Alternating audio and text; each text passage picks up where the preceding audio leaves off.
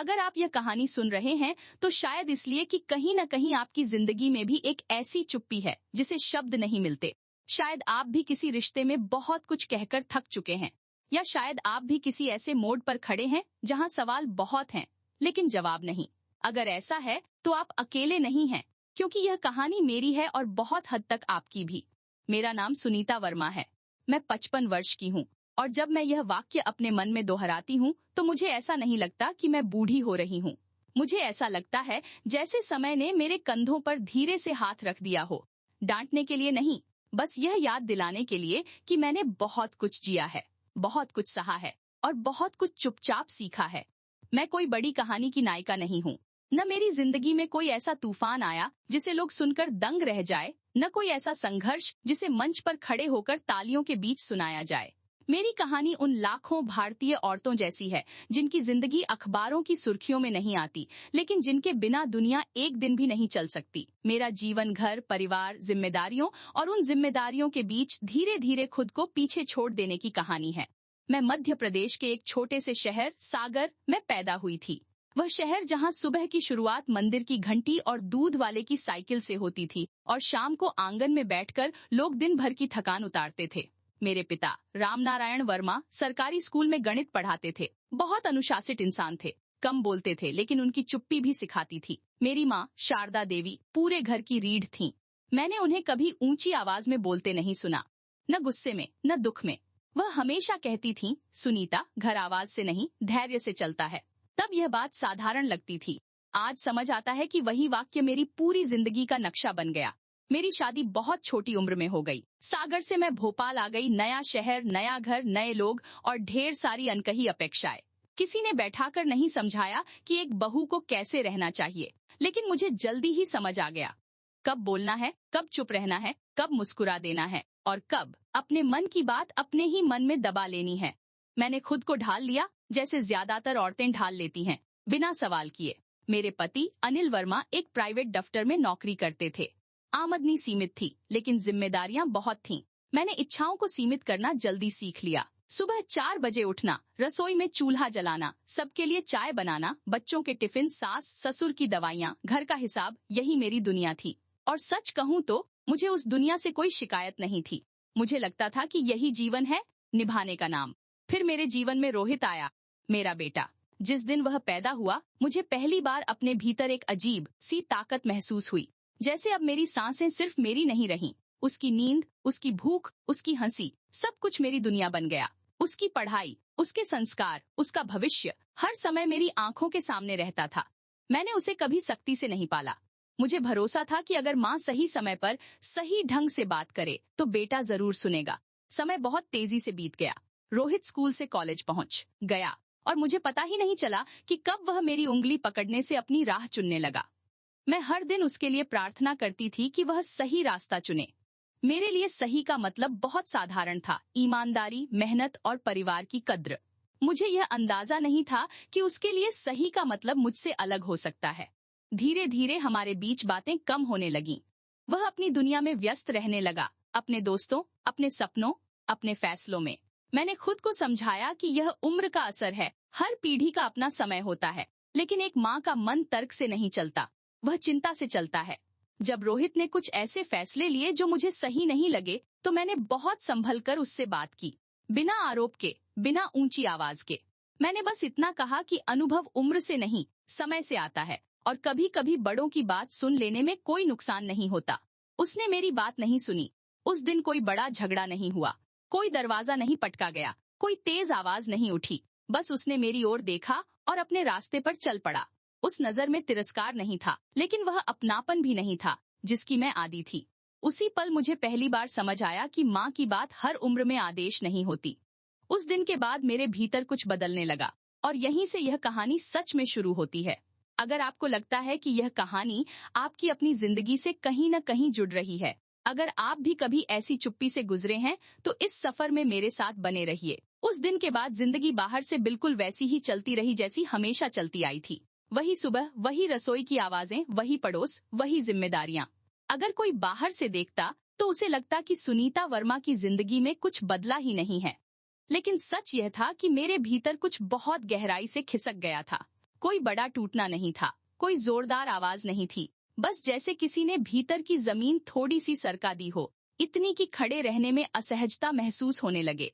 पहले मैं रोहित की हर छोटी बात पर कुछ न कुछ कह देती थी, कभी माँ होने के हक से, कभी अपने अनुभव के भरोसे। अब शब्द होंठों तक आकर रुक जाते थे। मैं खुद से पूछती, क्या यह कहना जरूरी है? क्या इससे कुछ बदलेगा? और ज्यादातर बार जवाब नहीं होता। धीरे धीरे मैंने बोलना कम कर दिया। ये चुप्पी कोई नाटक नहीं थी, न ही कोई सजा। ये बस थकान थी, बार बार समझाने की, बार बार सही साबित होने की। रातें सबसे ज्यादा भारी हो गईं। दिन में घर के काम मुझे थामे रखते, सब्जी काटने की खटखट, कुकर की सीटी, टीवी की आवाज। लेकिन रात को जब अनिल और रोहित सो जाते, तब मेरी बेचैनी जाग जाती। अंधेरे में छत को देखते हुए सवाल अपने आप उठ खड़े होते। क्या मैंने ज्यादा कहा था? क्या मुझे पहले ही रुक जाना चाहिए था? या शायद मुझे और साफ और मजबूती से अपनी बात रखनी चाहिए थी? इन सवालों के कोई पक्के जवाब नहीं थे, और शायद यही बात मुझे सबसे ज्यादा थका रही थी। इन्हीं रातों में मुझे अपनी माँ शारदा देवी बहुत याद आने लगी। बचपन में मुझे लगता था कि वह हर बात सह लेती हैं, इसलिए चुप रहती हैं। तब मुझे उनकी चुप्पी कमजोरी लगती थी। अब जब मैं खुद उसी उम्र के करीब पहुंच चुकी हूँ, तो समझ आने लगा कि उनकी चुप्पी कमजोरी नहीं थी, वह अनुभव से उपजी समझ थी। उन्होंने बहुत पहले सीख लिया था कि हर बहस जीतने से रिश्ते नहीं बचते, और हर दर्द को शब्दों में उतारना जरूरी नहीं होता। समय बीतता गया। रोहित अपने फैसलों के साथ आगे बढ़ता गया। कुछ फैसले उसे आगे ले गए, कुछ ने उसे ठोकर भी दी। मैं सब देखती रही, हर सफलता पर भीतर ही भीतर खुश होती रही, और हर असफलता पर मन ही मन डरती रही। कई बार जी चाहा कि कहूँ, मैंने कहा था, लेकिन मैंने नहीं कहा, क्योंकि अब मुझे समझ आने लगा था कि कुछ सबक ऐसे होते हैं जिन्हें शब्द नहीं सिखा सकते। अनुभव और कभी कभी असफलता उनसे कहीं बेहतर शिक्षक होते हैं। इस चुप्पी ने मुझे पहली बार खुद की ओर मोड़ दिया। जब बाहर बोलने की जरूरत कम हो गई, तो भीतर की आवाज साफ सुनाई देने लगी। पहली बार मुझे यह एहसास हुआ कि मैं पूरी जिंदगी दूसरों के लिए जीती रही हूँ, माता पिता के लिए, पति के लिए, बेटे के लिए, समाज के लिए। और जब मेरे शब्दों की मांग कम हुई, तो मेरे भीतर एक खालीपन उभर आया।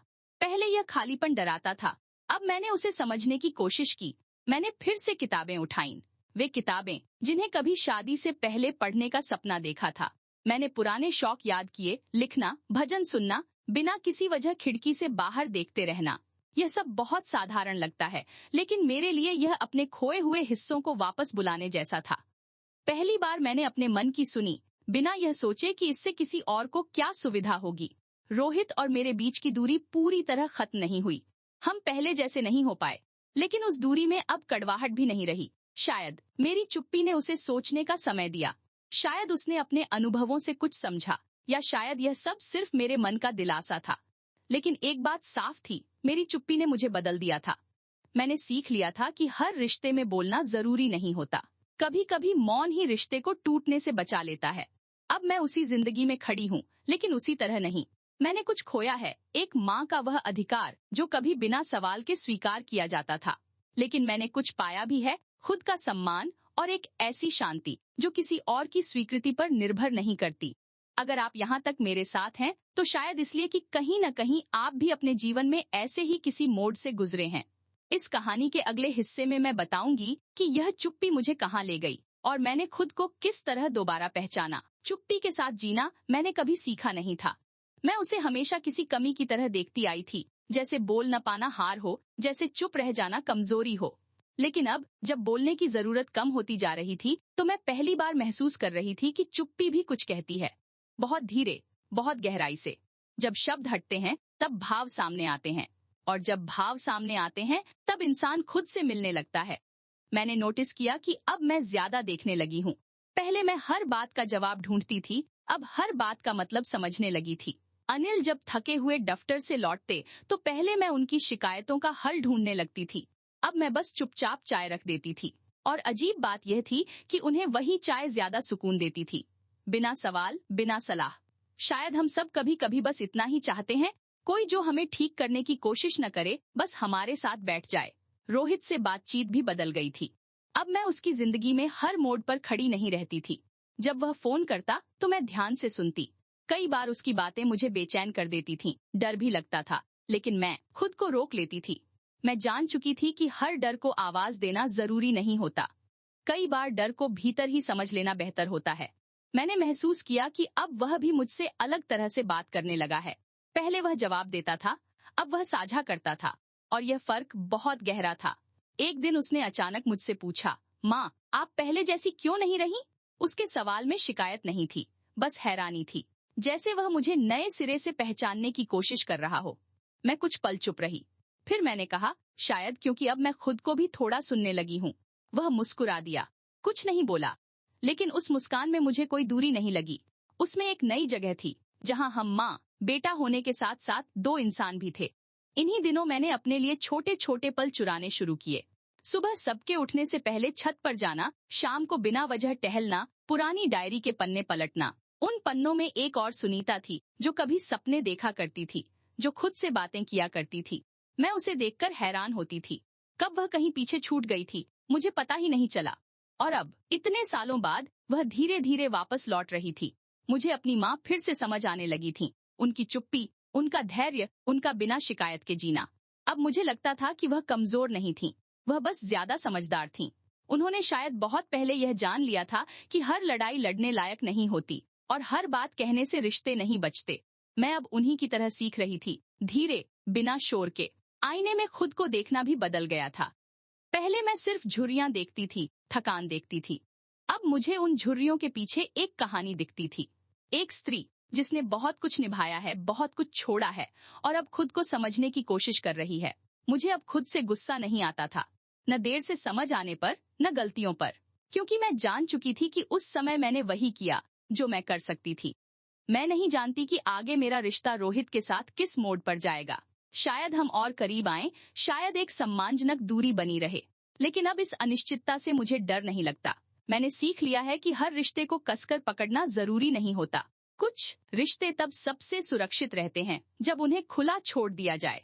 अगर आप यहाँ तक मेरे साथ हैं, तो शायद आप भी अपने भीतर किसी बदलाव को महसूस कर रहे होंगे। अगर यह कहानी आपको अपनी लग रही है, तो इस चैनल को सब्सक्राइब कीजिए और आगे के हिस्सों के लिए जुड़े रहिए, क्योंकि आगे मैं उस दौर की बात करूंगी जब मैंने जिंदगी को निभाना नहीं, जीना शुरू किया। एक समय था जब मुझे लगता था कि जिंदगी बस चलती रहती है और हमें उसके साथ चलते रहना होता है, बिना रुके, बिना सोचे। लेकिन अब इस उम्र में आकर मैंने पहली बार यह महसूस किया कि जिंदगी सिर्फ चलने का नाम नहीं है, जिंदगी महसूस करने का नाम है। जब मैंने बोलना कम किया, तो भीतर कुछ खाली हुआ था, और उसी खाली जगह में धीरे धीरे मैं खुद भरने लगी। अब मेरे दिन पहले जैसे नहीं होते थे। पहले सुबह आंख खुलते ही दिमाग में एक सूची बन जाती थी, क्या पकाना है, किसे फोन करना है, किस बात का ध्यान रखना है। अब सुबह की शुरुआत खिड़की खोलने से होती थी। भोपाल की हल्की सी ठंडी हवा, सड़क से आती आवाजें, और दूर कहीं किसी मंदिर की घंटी। मैं बस खड़ी होकर सब देखती रहती थी, बिना किसी जल्दी के। पहली बार मुझे एहसास हुआ कि मैं बरसों से इस शहर में रहते हुए भी उसे ठीक से देख ही नहीं पाई थी। अनिल यह बदलाव देख रहे थे।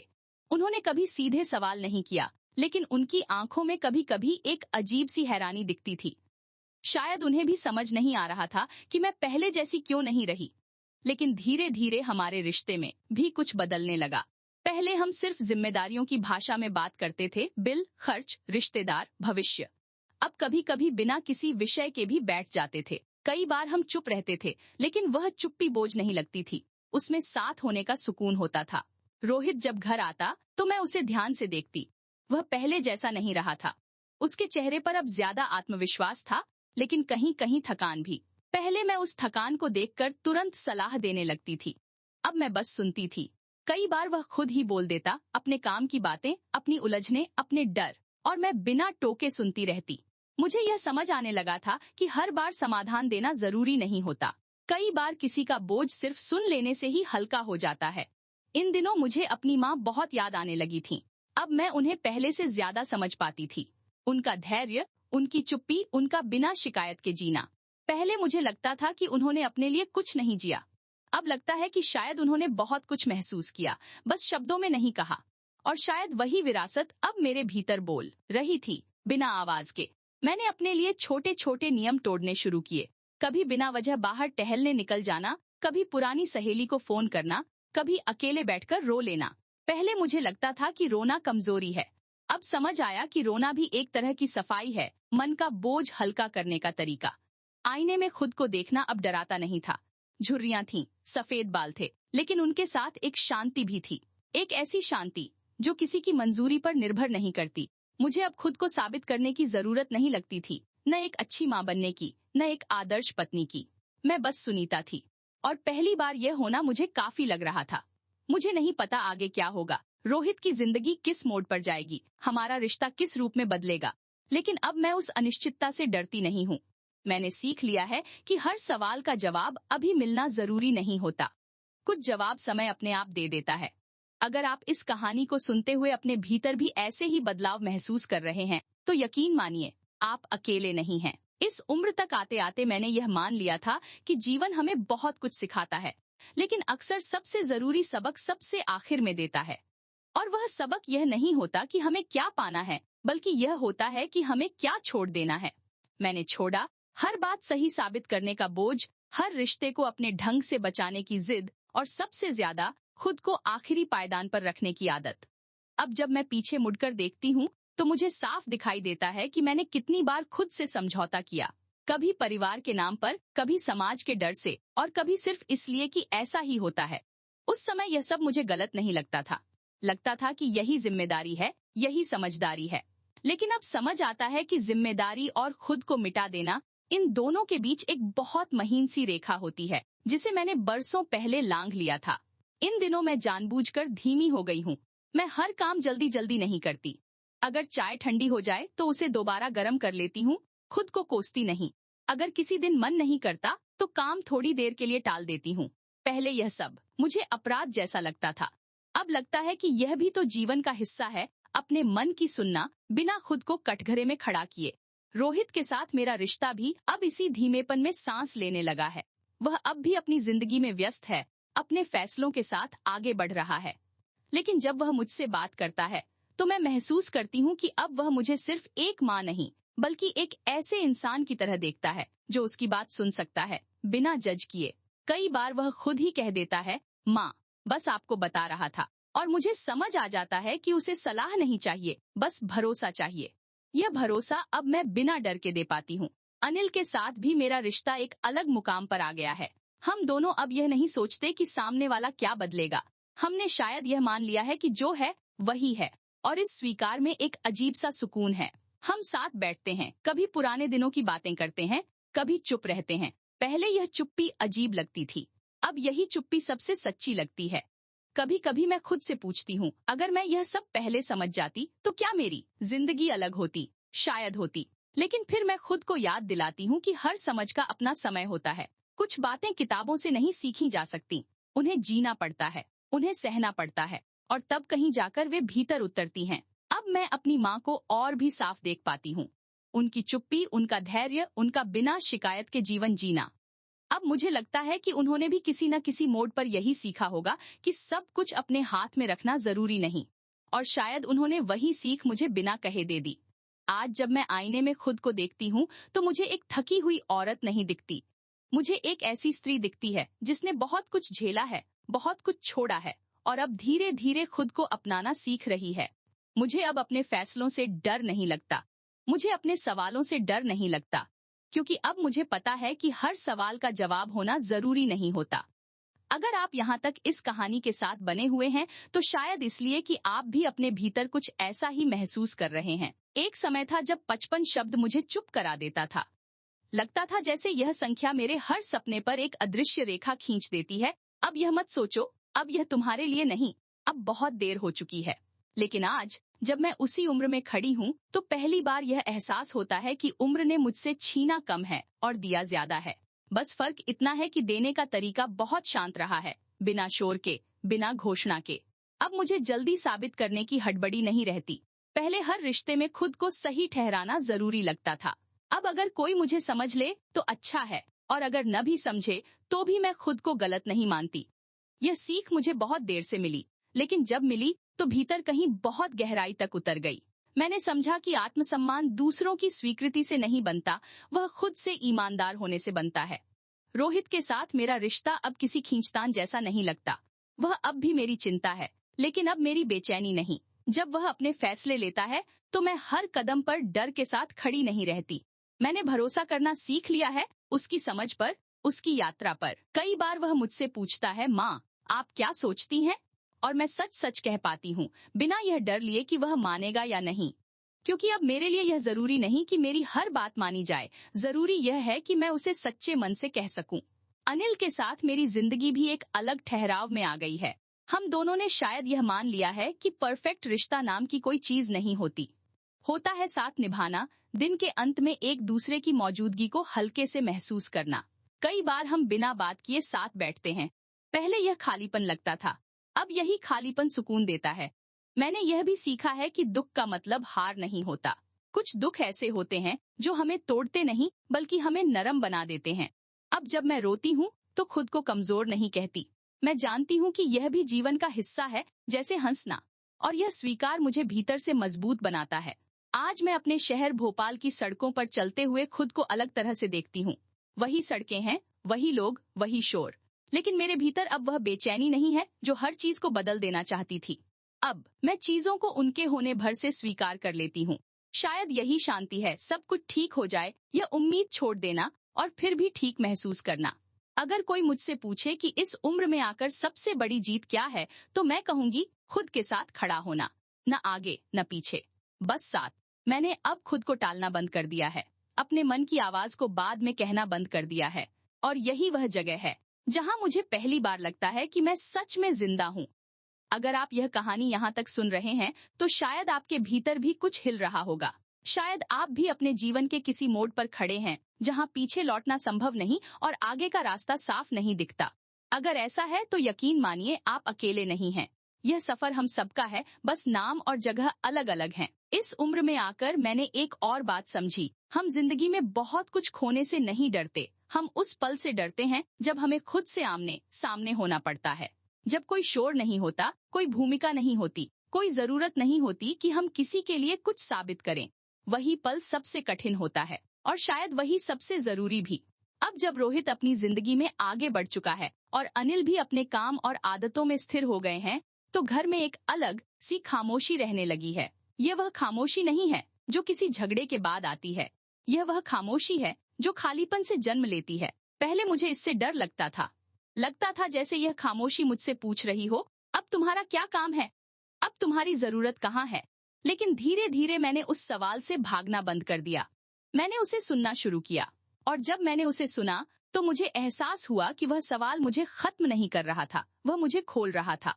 वह मुझे याद दिला रहा था कि मैं सिर्फ किसी की माँ, किसी की पत्नी, किसी की बहू ही नहीं हूँ। मैं एक पूरी इंसान हूँ जिसके अपने विचार हैं, अपनी थकान है और अपने छोटे छोटे सपने हैं जिन्हें मैंने सालों पहले अलमारी के किसी कोने में रख दिया था। मुझे याद आया कि शादी से पहले मुझे लिखना अच्छा लगता था। बहुत बड़े लेख नहीं, बस छोटी छोटी बातें डायरी के पन्नों पर, कभी कविता की शक्ल में, कभी बस मन का बोझ उतारने के लिए। एक दिन यूं ही मैंने पुरानी डायरी निकाली। पन्ने पीले पड़ चुके थे लेकिन शब्द आज भी जिंदा थे। उन्हें पढ़ते हुए मुझे लगा जैसे मैं अपनी ही किसी पुरानी सहेली से मिल रही हूँ। वह सुनीता जो सपने देखती थी, सवाल पूछती थी और खुद को इतना छोटा नहीं समझती थी। उस दिन मैंने फिर से लिखना शुरू किया, किसी को दिखाने के लिए नहीं, किसी तारीफ के लिए नहीं, बस अपने लिए। और अजीब बात यह थी कि लिखते लिखते मुझे हल्का महसूस होने लगा, जैसे भीतर जमा हुआ कुछ धीरे धीरे बाहर निकल रहा हो। मुझे समझ आया कि हम सबके भीतर बहुत कुछ अधूरा रह जाता है, बस इसलिए क्योंकि जिंदगी हमें रुकने नहीं देती। भोपाल की शामें अब मुझे अलग लगती हैं। पहले वे बस एक और समय होती थीं, रात की तैयारी का। अब वे मेरे लिए ठहरने का समय है। मैं बालकनी में बैठकर चाय पीती हूँ, सड़क की आवाजें सुनती हूँ और लोगों को आते जाते देखती हूँ। हर चेहरा मुझे अपनी कहानी जैसा लगता है, शायद इसलिए क्योंकि अब मैं अपनी कहानी से भाग नहीं रही हूँ। कभी कभी मन में एक हल्का सा दुख भी आता है उन सालों का जो मैंने खुद को पीछे रखकर बिता दिए। लेकिन अब मैंने उस दुख से लड़ना छोड़ दिया है, मैंने उसे स्वीकार कर लिया है। क्योंकि अगर वे साल न होते तो शायद आज की यह समझ भी न होती। हर अनुभव, चाहे वह अच्छा हो या कड़वा, हमें कहीं न कहीं तैयार ही करता है। अगर आप यह सुन रहे हैं और आपके भीतर भी कोई पुरानी आवाज धीरे धीरे लौट रही है, कोई शौक, कोई चाह, कोई सपना, तो उसे दबाइए मत। यह मत सोचिए कि अब उम्र निकल गई है। उम्र सिर्फ कैलेंडर में बढ़ती है, भीतर नहीं। भीतर तो हम उतने ही जीवित रहते हैं जितना हम खुद को जीने की इजाजत देते हैं। मैंने कभी यह नहीं सोचा था कि 55 की उम्र में नई शुरुआत जैसे शब्द मेरे जीवन से जुड़ पाएंगे। ये शब्द मुझे हमेशा जवान लोगों के लिए बने हुए लगते थे, जिनके पास समय होता है, विकल्प होते हैं और गलती करने की छूट भी। लेकिन अब जब मैं पीछे देखती हूँ तो समझ आती है कि नई शुरुआत उम्र नहीं पूछती। वह बस यह देखती है कि आपके भीतर सच बोलने की हिम्मत बची है या नहीं। लिखना शुरू करने के कुछ हफ्तों बाद मैंने महसूस किया कि मैं दिन भर थोड़ा हल्का रहने लगी हूँ, जैसे भीतर कोई खिड़की खुल गई हो जहाँ से हवा आ जा रही हो। मैं अब छोटी छोटी बातों पर चिड़चिड़ी नहीं होती थी। रोहित का फोन देर से आए तो भी मन पहले जैसा बेचैन नहीं होता था। अनिल अगर खामोश रहते तो मैं उसे अपनी कमी नहीं समझती थी, शायद इसलिए कि अब मेरे पास खुद से बात करने का एक जरिया था। एक दिन हिम्मत करके मैंने अनिल को बताया कि मैं फिर से लिख रही हूँ। वह कुछ पल चुप रहे, फिर बोले, अच्छा है, तुम्हें अच्छा लगता है तो करती रहो। उनका यह वाक्य बहुत बड़ा नहीं था, लेकिन मेरे लिए बहुत मायने रखता था, क्योंकि पहली बार मैंने अपने मन की बात कही थी, बिना यह सोचे कि सामने वाला क्या सोचेगा, और सामने वाले ने उसे बिना सवाल स्वीकार कर लिया था। धीरे धीरे मैंने अपने लिखे हुए कुछ पन्ने एक पुरानी सहेली नीलम को भेजे। नीलम सागर में ही रहती थी और हम बरसों बाद फिर से बात करने लगे थे। उसने मेरे लिखे शब्द पढ़कर सिर्फ इतना कहा, सुनीता, यह तुम हो, और बहुत सारी औरतें भी। उस दिन मुझे समझ आया कि मेरी कहानी सिर्फ मेरी नहीं है, वह उन तमाम औरतों की है जिन्होंने जिंदगी को निभाते निभाते खुद को कहीं पीछे छोड़ दिया। भोपाल की गलियों में चलते हुए अब मैं अपने आसपास की औरतों को अलग नजर से देखने लगी थी।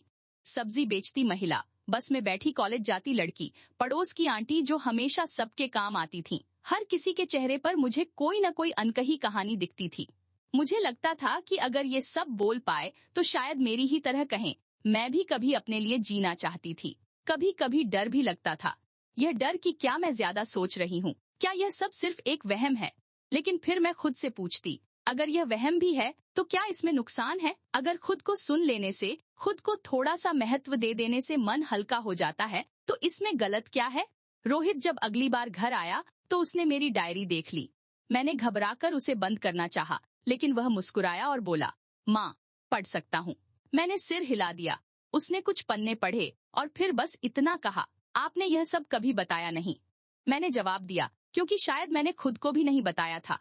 उस दिन हमारे बीच कोई लंबी बातचीत नहीं हुई, लेकिन कुछ बदल गया। मुझे लगा कि उसने मुझे थोड़ा और समझ लिया है, और शायद मैंने भी खुद को। अब मुझे यह साफ दिखने लगा था कि जिंदगी में हर बदलाव बाहर से नहीं आता। कुछ बदलाव बहुत भीतर से शुरू होते हैं, इतने धीरे कि हमें उनका शोर भी सुनाई नहीं देता, लेकिन वही बदलाव सबसे टिकाऊ होते हैं। अगर आप इस कहानी को यहाँ तक सुन रहे हैं तो शायद आप भी अपने भीतर किसी ऐसे बदलाव को महसूस कर रहे हैं जो अभी शब्दों में नहीं ढल पाया है। उसे समय दीजिए, उसे डर के कारण दबाइए मत, क्योंकि कई बार वही दबे हुए एहसास हमारी सबसे सच्ची पहचान होते हैं। कभी मैंने सोचा भी नहीं था कि एक दिन मुझे यह एहसास होगा कि मेरी आवाज भी किसी के काम आ सकती है, मेरी कहानी भी किसी के दिल तक पहुंच सकती है। बरसों तक मैंने यह मान लिया था कि मेरी जिंदगी बहुत साधारण है, इतनी साधारण कि उसे कहने लायक कुछ है ही नहीं। लेकिन जब मैंने लिखना शुरू किया और जब नीलम जैसी सहेली ने कहा कि यह तुम हो और बहुत सारी औरतें भी, तब पहली बार मुझे लगा कि साधारण होना कोई कमी नहीं है। साधारण होना ही तो वह जगह है जहां सबसे ज्यादा लोग खुद को पहचानते हैं। धीरे धीरे मैंने अपने लिखे हुए शब्दों को सिर्फ डायरी तक सीमित नहीं रखा। कभी कभी मैं उन्हें जोर से पढ़ती थी, खुद के लिए। और जब मैं ऐसा करती तो मुझे लगता जैसे मैं पहली बार अपने ही अनुभवों को मान्यता दे रही हूँ, जैसे मैं खुद से कह रही हूँ, हाँ, यह सब सच था और यह कहना गलत नहीं है। यह एहसास बहुत गहरा था, क्योंकि पूरी जिंदगी मैंने दूसरों की भावनाओं को समझा था, लेकिन अपनी भावनाओं को अक्सर नजरअंदाज किया था। भोपाल की एक शाम, जब हल्की बारिश हो रही थी, मैं बालकनी में खड़ी थी। सड़क गीली थी, हवा में मिट्टी की खुशबू थी और मन अजीब सा शांत था। उसी पल मुझे यह समझ आया कि मेरी कहानी सिर्फ अतीत नहीं है, यह वर्तमान भी है और शायद भविष्य भी। मुझे यह भी समझ आया कि अगर मैं अपनी कहानी खुद नहीं कहूंगी तो वह हमेशा अधूरी रहेगी या दूसरों की आवाज में बदल जाएगी। रोहित अब मुझसे खुलकर बातें करने लगा था। कभी कभी वह अपने ऑफिस की परेशानियां बताता, कभी अपने फैसलों को लेकर उलझन। पहले मैं तुरंत माँ बन जाती थी, समाधान देने वाली, रास्ता दिखाने वाली।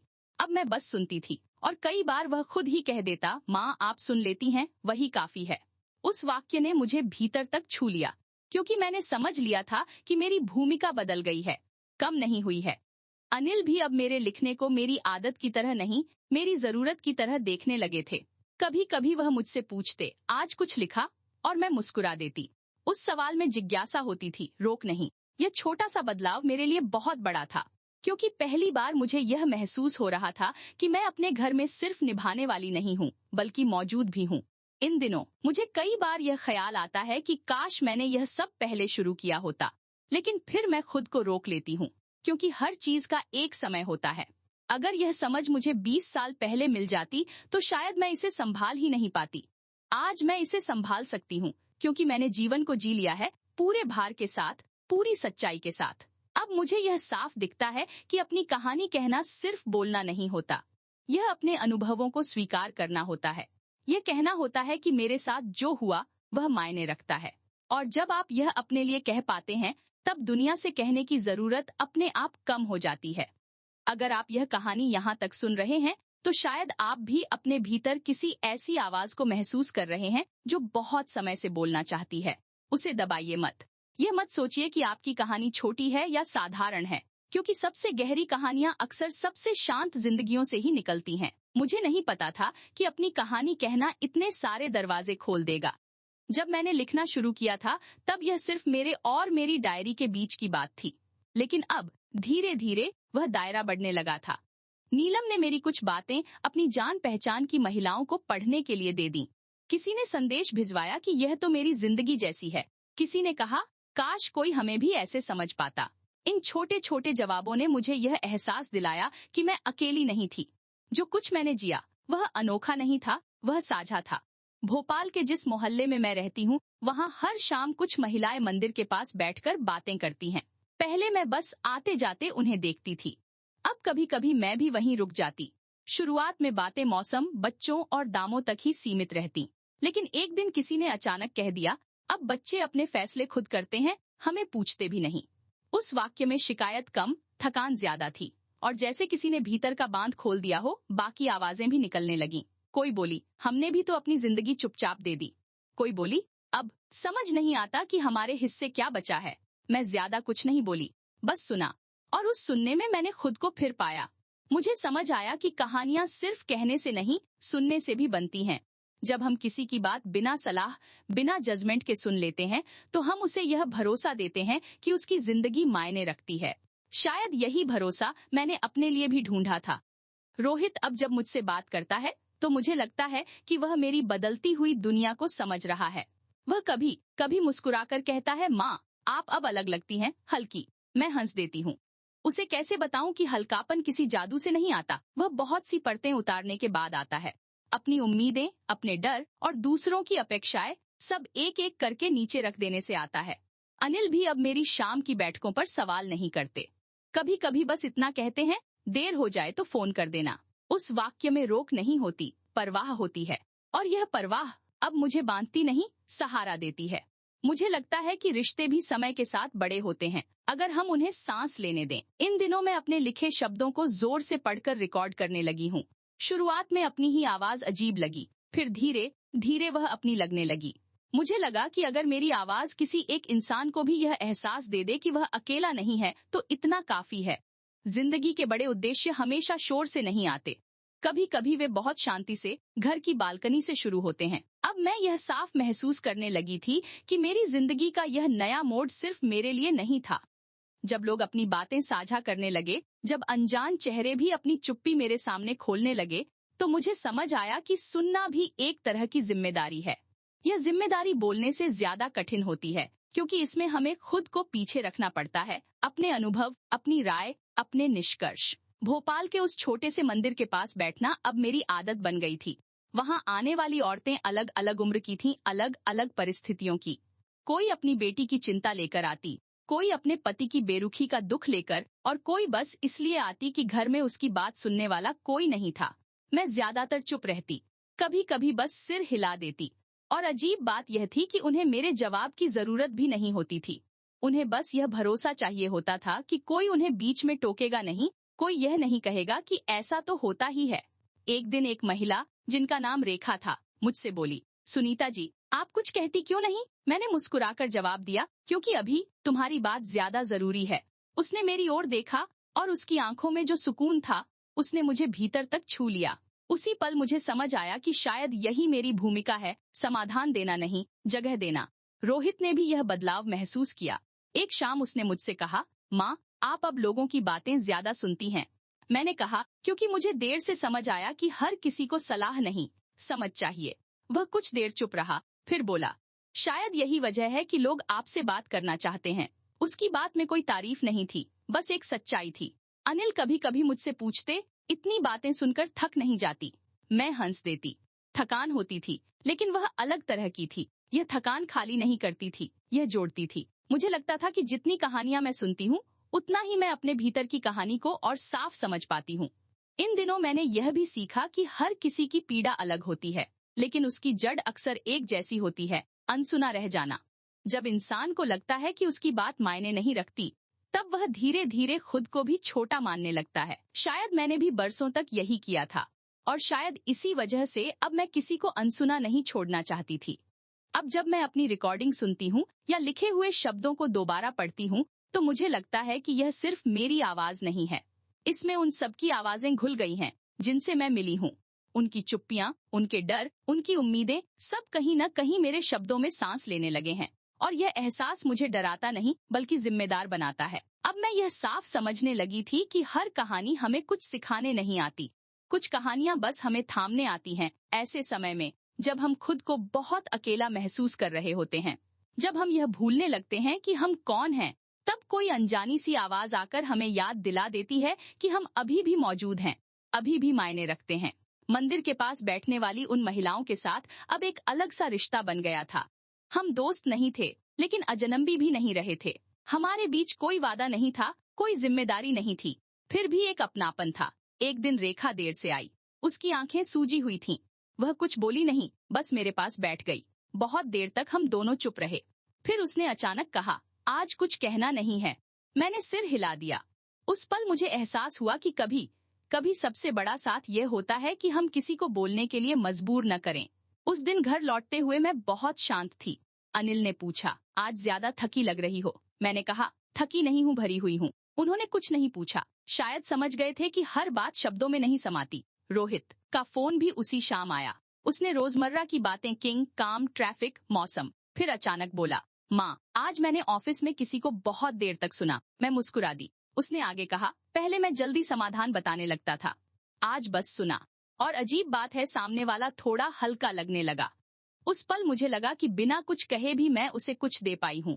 शायद यही माता पिता होने का सबसे शांत सुख होता है, जब बच्चे हमारे कहे बिना भी कुछ सीख लेते हैं। अब मैं यह भी समझने लगी थी कि हर दुख का इलाज नहीं होता, लेकिन हर दुख को जगह मिलनी चाहिए। जब हम किसी के दर्द को ठीक करने की जिद छोड़ देते हैं, तब हम उसे सम्मान देना शुरू करते हैं। और सम्मान किसी भी मरहम से ज्यादा गहरा असर करता है।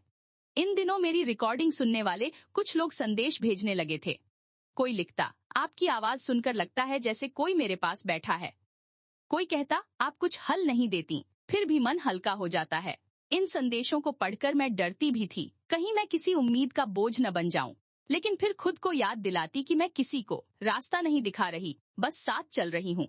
और साथ चलना कभी कभी काफी होता है। मैंने अपने लिए एक नियम बना लिया, अगर किसी की कहानी सुनकर मन भारी हो जाए, तो खुद से झूठ नहीं बोलना, उस भारीपन को स्वीकार करना। कभी टहलकर, कभी लिखकर, कभी चुप बैठकर उसे उतर जाने देना। क्योंकि अगर सुनने वाला खुद टूट जाए, तो वह किसी को कैसे थाम पाएगा? आज जब मैं अपनी उम्र के बारे में सोचती हूँ, तो मुझे लगता है कि यह वह समय है जब हमें साबित नहीं करना होता, बस उपस्थित रहना होता है।